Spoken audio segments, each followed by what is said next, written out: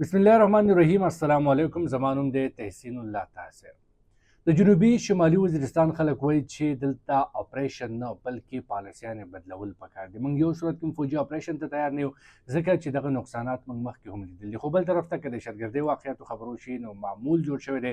روزانه په بنیاد باندې نوي واقعیات کیږي، عام خلک هم وژلي کیږي، فورسز هم په هغې کې وژلي کیږي او دغه ګروپونه اوس د اتحاد په شکل کې مخې ته راغلي دي.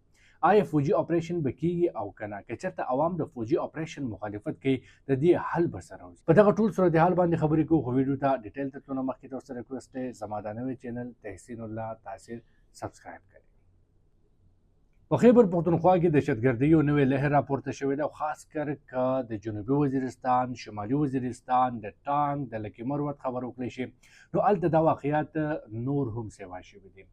اول به ټي ټي پی حافظ ګل بهادر ګروپ کارویانې کولې، اوس په دې کې یو نوی اتحاد مخې ته راغلی چې پکې لشکر اسلامي شامل دی، په هغې کې اتحاد المجاهدین پاکستان شامل دی، په هغې کې تحریک انقلاب پاکستان او داسې نور واړه ګروپونه دي چې هغه یوځای شوي دي، سرګرم دي، مختلف کارویانې کوي، د هغې ذمهواري قبلوي.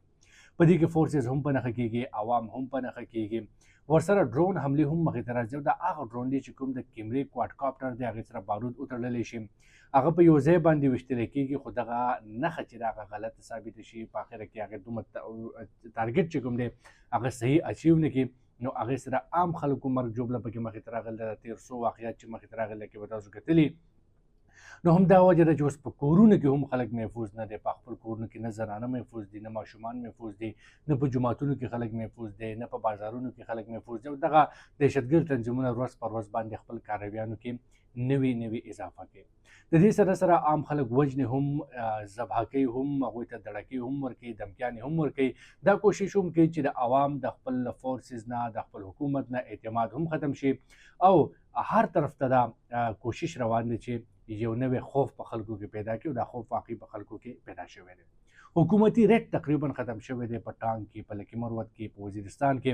مازدیګر ماښام نه بعد څوک بهر نشي وتلی، د هغوی ژوند ته خطره وي او په دغه سلسله کې که د چا ډېر ایمرجنسي کار وي، د چا ډېر ضروري کار وي نو هغوی نشي کولی چې دغه کار خپل سر ته ورسوي، ځکه چې د هغوی د ټارګټ کلینګ خط شوي، د هغوی د ویشتلو خط شوي، د اغوا کولو خط شوي. سرکاري خلک بیخي خپل علاقو ته تللی نشي ځکه چې د اغوا واقعیات هم ډېر سیوا شوي دي.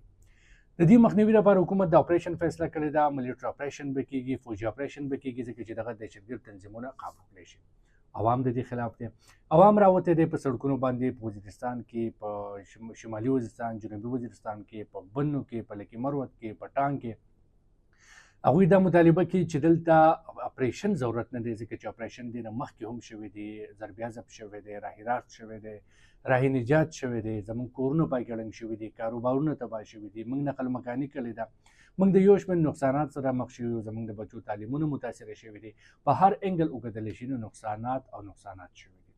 اوس مزید موږ د دې جوګنیو چې موږ یو بل اپریشن برداشت کړو، د دغه خلاف کارویانې ضرور پکار دي، خو په داسې طریقه پکار دي چې په هغې کې عوام ډسټرب نه شي، هغه صرف ټارګټډ وي، هغه صرف سپیسیفیک دهشتګردو خلاف کارویانې وي او په غټه پیمانه باندې اپریشن نه دی پکار.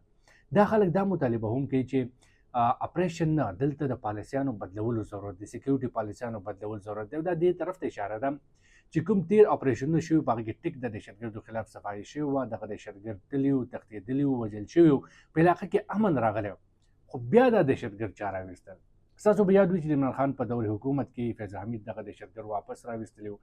د سوچ باندې، په دې نظریه باندې چې دوی سره دوباره مذاکرات وکړی شي، دا آباد کړی شي، دا یو چیلنج یې دا ختم کړی شي، خو دغه مذاکرات ونه شو، دغه مذاکرات ناکامه شو او دغه دهشتګرد بیا دلته آباد شو. مذاکرات ولې ناکامه شو؟ د هغې درې بنیادي وجوهات دي چې د دهشتګردو درې مطالبات دي دغه تنظیمونو.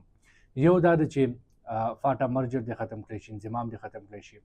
دویم، دوی به په دغه علاقو کې شریعت نافظوي او دریم فوج به ګډرا کېږي، فوج به دغه ځای نه انخلا کوي. دا درې داسې مطالبات دي چې دا په یو صورت کې حکومت ته قابل قبول نه دي. چې مذاکراتو کې مطالبات قابل قبول نه دي نو بیا مذاکرات په کوم بیس باندې کېدی شي؟